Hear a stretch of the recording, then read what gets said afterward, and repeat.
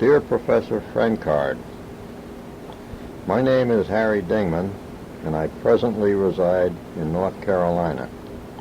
I was a parachute infantryman with I Company of the 506th Regiment. Upon completion of my training in 1944, I was sent to Europe in November to replace other paratroopers who had been killed or wounded.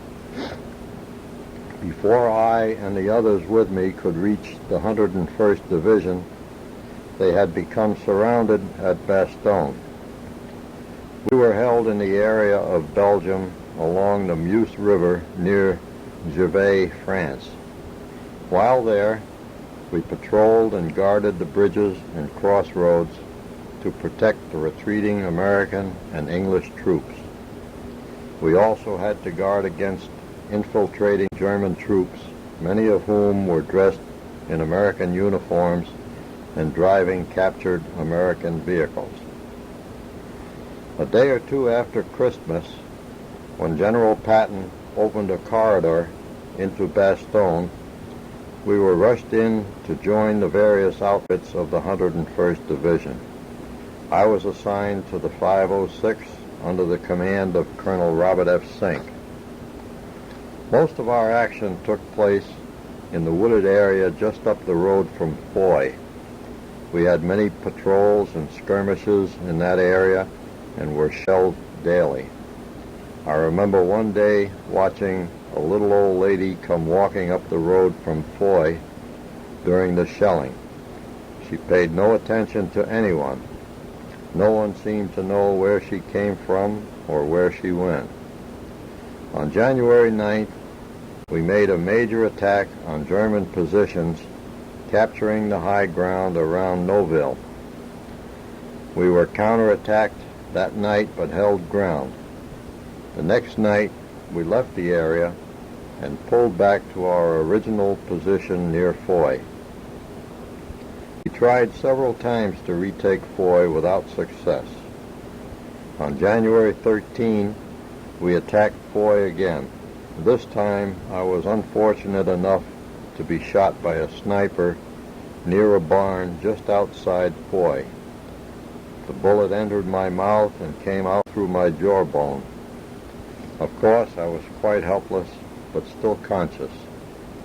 After about 2 hours, I was able to crawl through the snow while still being shot at by the sniper, but I was not hit again. I reached the barn where a medic bandaged my wound and got me into a house. At this point, he removed and discarded my pack, which contained, among other things, a large photo in a leather frame of my daughter, who was 2 years old at the time.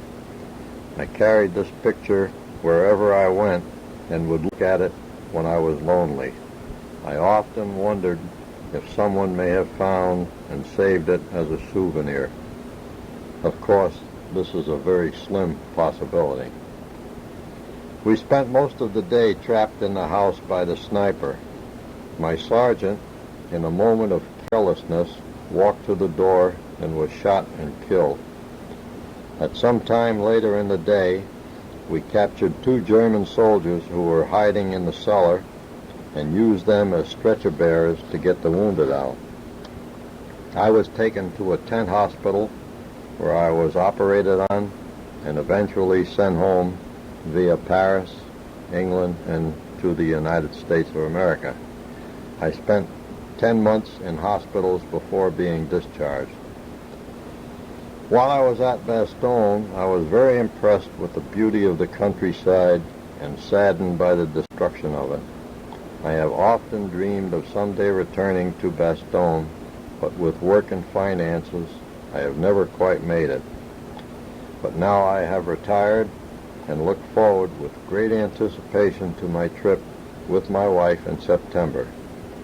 It will probably be the last chance I will get, and I intend to make the most of it.